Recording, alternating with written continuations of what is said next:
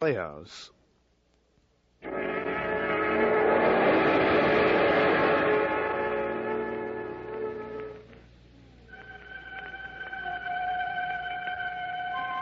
Good evening. This is Sergeant X. Of all the countless characters created by the pen, comparatively few are destined for a long public life. However, Dashiell Hammett, the mystery writer, created a couple of characters named Nick and Nora Charles about 10 or more years ago. Well, Nora and Nick are still around and still doing fine, as you hear tonight in the Mystery Playhouse.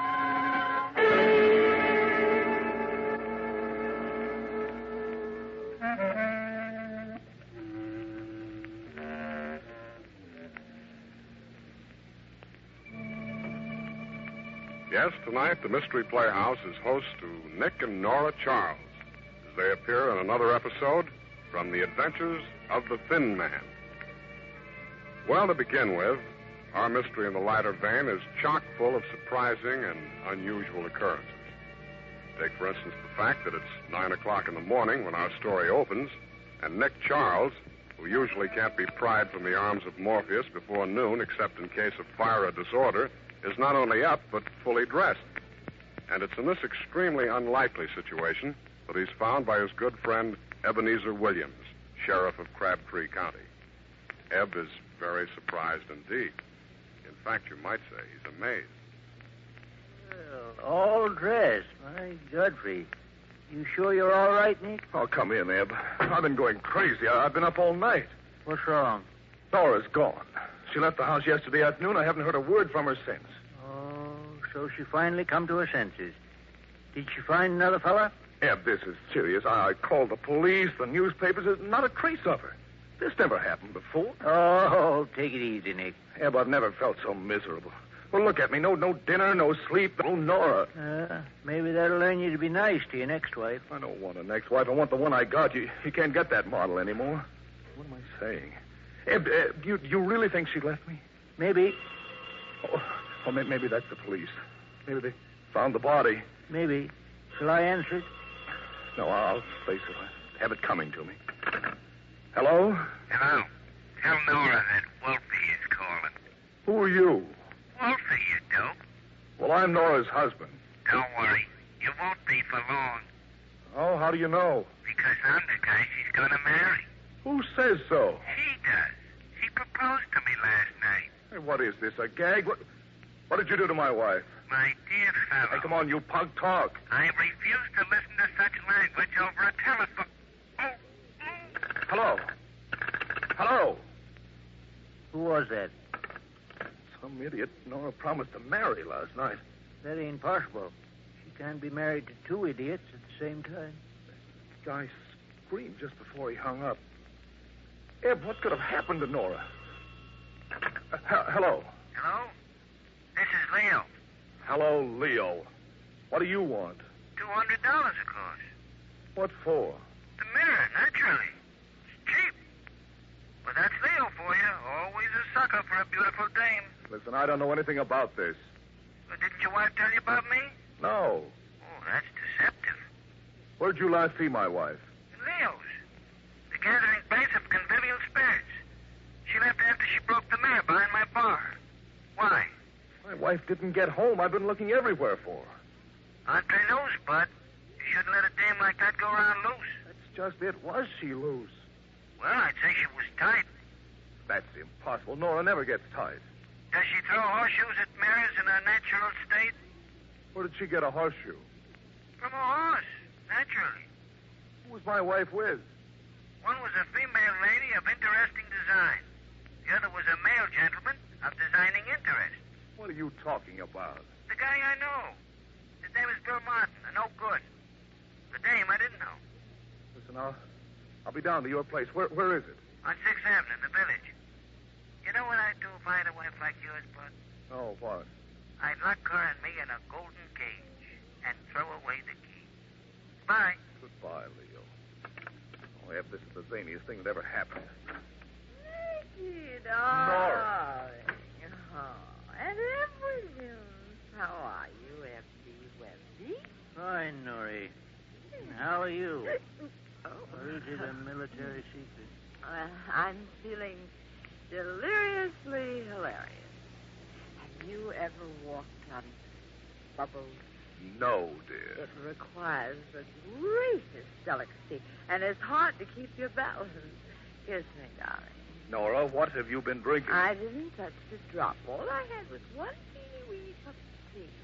Tea? With crumpets. Kiss me. Where were you last night? Kiss me first. There. Now, where were you last night? Oh, last night? Well, darling, I had tea with Joan Lawrence, and then I don't remember. That's odd, isn't it? Well, don't you remember anything? Of course. I woke up in a nice, comfy hotel suite, and I tried to phone you, but the line was busy, so I came over, and here I am. With nailed down that floor. Oh, catch me! Laura. She's out, Eb. Yeah. Well, I reckon that solves the mystery of your missing wife. No, Eb, you're wrong. I'm afraid we're at the beginning of another mystery. Huh? Look up Dr. Barton's name in the phone book. Tell him to get up here immediately. Why? Is there something wrong? Look at her eyes, Eb. Unless I'm crazy, she's been drugged.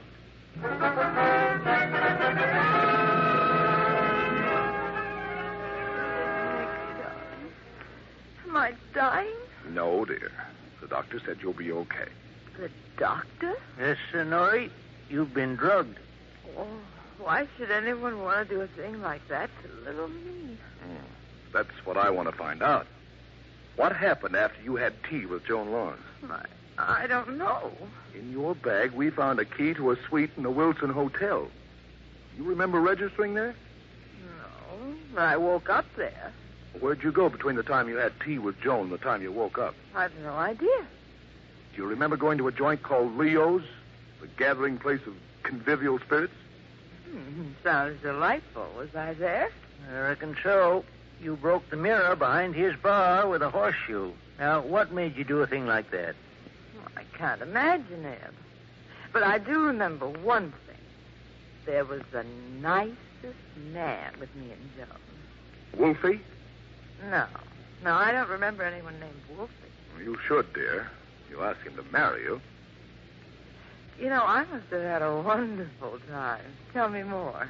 You know a fellow named Bill Martin? That's him. He's the nicest man. Joan knew him. He's in business with her husband. Darling, did you call Joan? Yes, baby. No one answers at her Well, apartment. that's funny. Nick, do you think something happened to Joan? I don't know, darling. But I don't think you were drugged by accident. We're going to the Wilson Hotel and check that key you have.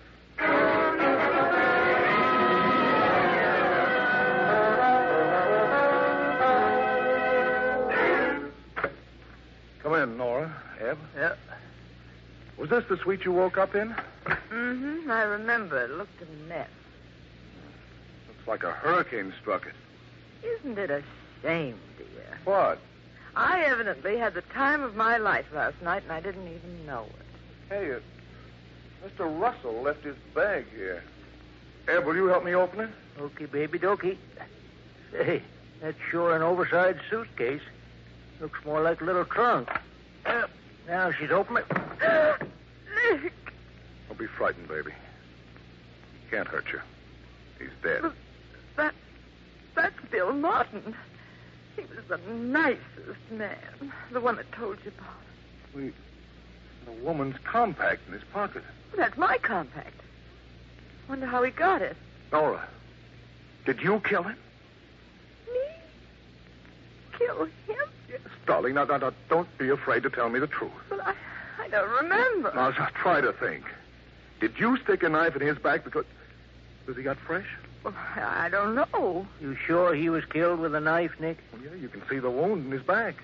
Say, there's blood stains here near the telephone. Did you find anything more on his body? Just this watch. Oh, you can't use that, Nick. It's broken. Give it back. Just a second. Nick, could that be broke like that because a bullet hit it? What I was wondering, Eb.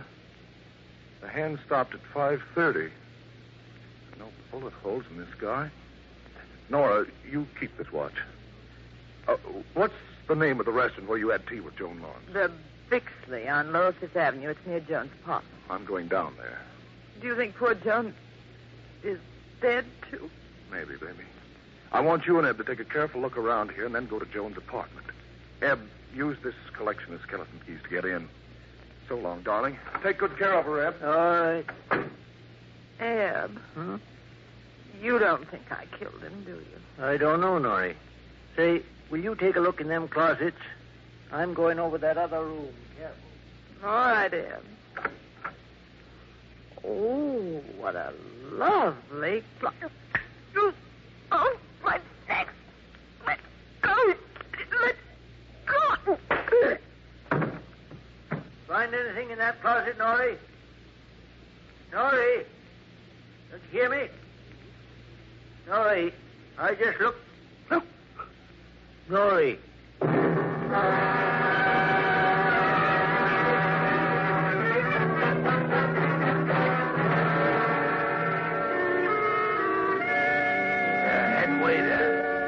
Wanted to have words with me. Yeah, that's right. Were you on duty in this restaurant about 5 o'clock yesterday afternoon? Yeah. Hey, ain't you Nick Charles? That's right. Don't you remember me? Rayfield, the rat. Of course. I sent you up, didn't I? Yeah. I could have got 50 years, but you only let me get 10. Gee, you changed. You used to be a good-looking young fella. Well, I hope you've changed, too, Rayfield. Here, will you take a look at this picture in my wallet? Some doll. That's my wife. Did you serve her yesterday? What does the rest of her look like? Usual accessories, but well played. She was here with another dame. This other dame had a wonderful build. I served them. Where? In that booth right over there. Listen, Rayfield, I want you to remember exactly what happened while they were here. Try and recall every detail. If it'll help your memory, act it out. Okay. Now, let me see. You be your wife. I am the girl with the bill. So, we come in. We look around to see if anybody notices what terrific lookers we is. And after we see that all the wolves is foaming at the mouth, we sit down. Now, where do I sit? In the corner of the booth. Me. I'm the other girl. I sit here. So another person joins us. A guy named Bill. Very good looking. Bill Martin? Yeah, that's his name. He ordered cocktails. And now listen carefully. Did you see Bill Martin put anything in the girl's tea? No.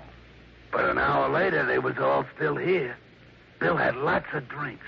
And they was all laughing like things was hilarious. Did you see any of them leave? Yeah. I left. I mean me. The girl with the bill. I comes up and asks me, Rayfield, where is the telephone booth? And I tell me. Then me, Rayfield, I see your wife and a man in the booth. How'd my wife look? Tired like. Sort of sitting in the corner, leaning back with her eyes closed. I figure she drunk some of the guy's cocktails. When did this girl return? In about 5 minutes. Did the man leave the booth at all? No. Why should he leave when he's got a good-looking babe like your wife there? About 6 o'clock, they all left together. They all walked with a wobble. Okay, Rayfield. Guess that'll be all. Thanks. Don't mention it. And if you need my help again, be free to call on me. Nothing's too much for the guy what set me up the river for 10 years.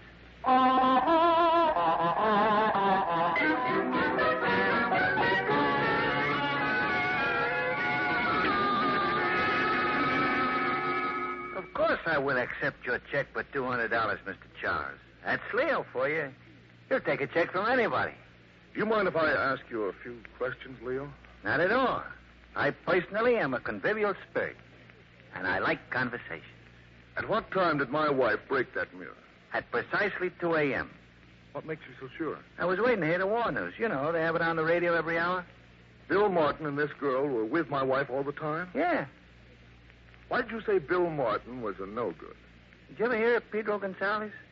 Sure, he used to have a bootlegging mouth. It's black market now. This guy, Bill Martin, was connected with him. He tried to sell me some tax-free liquor once. Leo, can I use your phone? Sure, go ahead. Take a tip from me, pal. Don't fool around with Gonzalez. He ain't no convivial spirit. I'm just trying to find out if Martin drugged my wife. Hello? Hello, Eb. How long have you been there at Jones' place? Oh, a few minutes, Nick. Say, I'm glad you called. The killer was hiding in one of the closets. Did you get him? No, the killer got us. What? He socked Norrie on the head. But she's all right now. Oh, good. He sneaked out side entrance. Well, did you find anything important in the apartment? I reckon so. We found another corpse. Who? Joan? No, the husband. Shot full of bullet holes. And plenty murdered.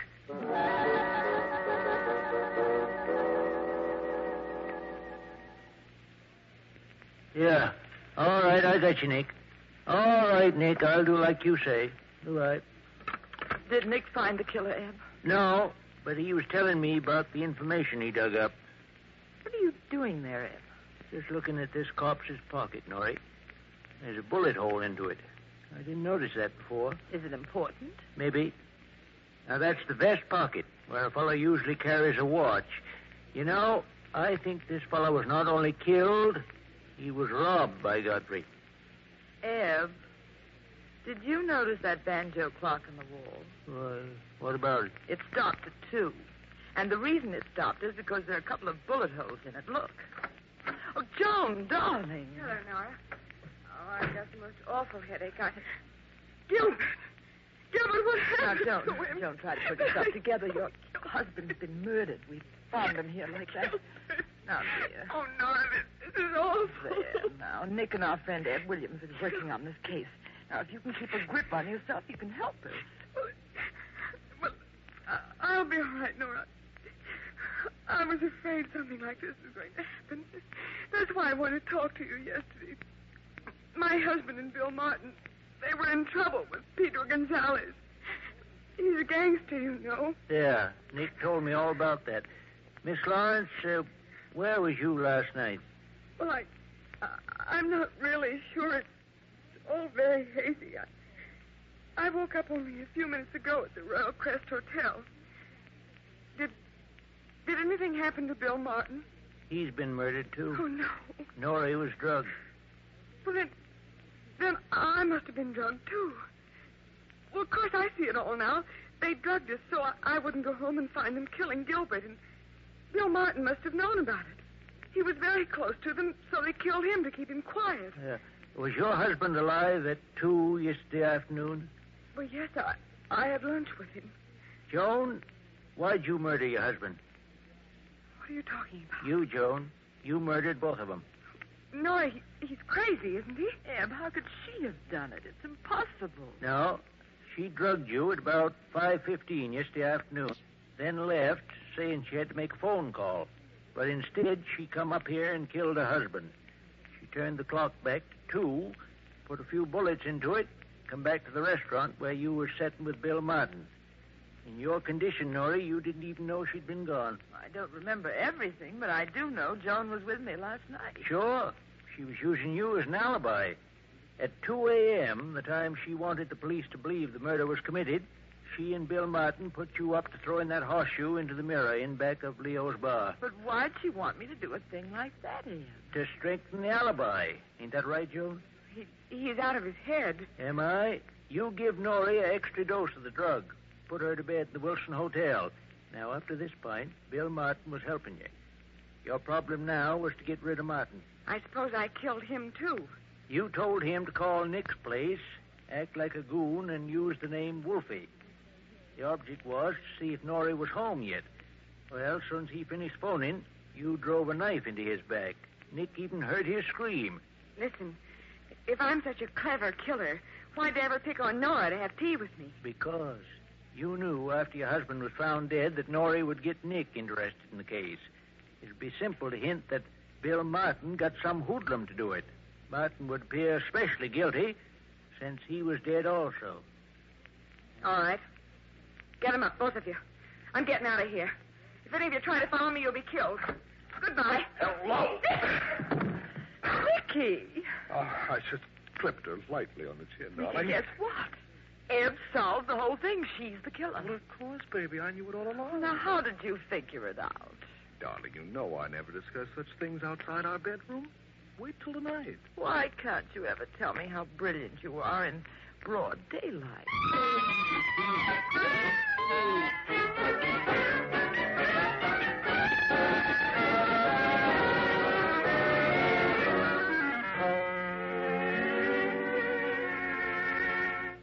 All right, dear. I'm ready and waiting for your story.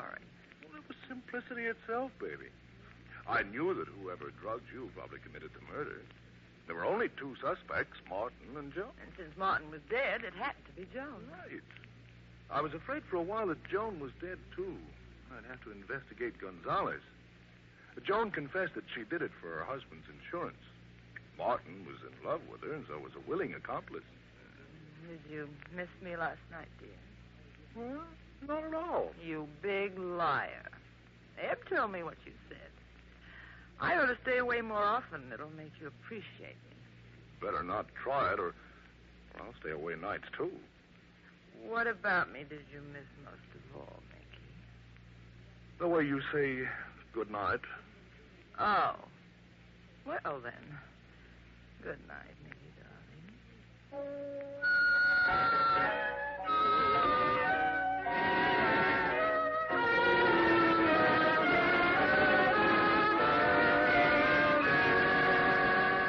Thank you, Nick and Nora Charles, for another chapter in The Adventures of the Thin Man. Tonight's presentation in the Mystery Playhouse. Before taking our usual trip to the green room, let's discuss 3 ways we can all help lengthen the war. Here they are. First, throw away all your extra equipment. Second, don't take care of the equipment and ordnance you have left. Third, waste your field rations. Only eat the parts you like. Well, that's only 3 ways. But if each and every man and woman in the service indulged in just those 3 consistently, V-Day would be a far cry indeed. Of course, no one would act like that on purpose, but unfortunately, we all tend to treat GI Materiel a little bit like a stepsister. And when you multiply your callousness and wastage 1 million or more times, it's no longer funny. So let's not help lengthen the war. Let's shorten it by conserving everything we have. This is Sergeant X, closing the doors of the Mystery Playhouse. Good night. Sleep tight.